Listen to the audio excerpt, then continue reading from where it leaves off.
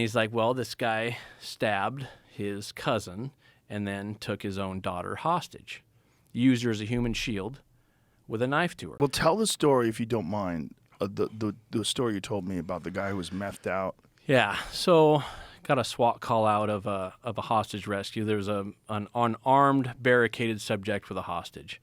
And you never know. That's all the information you get on the call out, right? So we go there. I get there, and it was weird because on the brief, I walked up to the house, and the SWAT commander briefed me at the head of the garage there, and it was light-colored concrete. You know, we didn't have a bunch of lights on because the operation is active in that house right there, but the room was in kind of the back of the house. And I remember he's talking to me, telling me the situation, and I'm looking on the ground, and I'm like, what is all that stuff on the ground, right?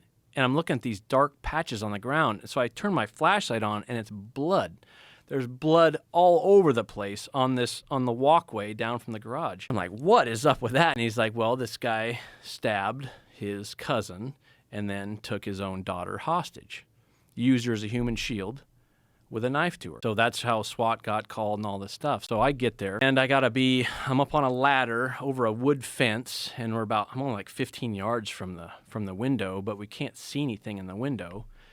And the negotiator's on the phone with this guy, and he's not really making a lot of sense. He wants to talk to his girlfriend, blah, blah, blah. He's got his daughter in there with him, and we can hear her through the wall, right? We can hear her. Sometimes she's screaming, sometimes she's crying, sometimes she's laughing. So we don't know what is going on in there, right? This goes on the negotiators are on the phone with him for a while.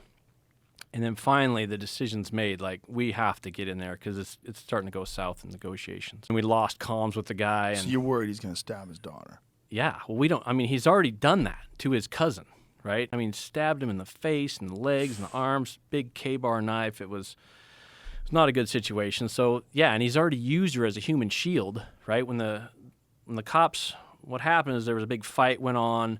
The cops got in, got everybody out. Then they realized the daughter was hiding behind a couch. So they go back in, they restack up, they go back in. Now he's got the daughter around the waist, using her as a human shield, knife to her, and he kicks the door shut on a bedroom.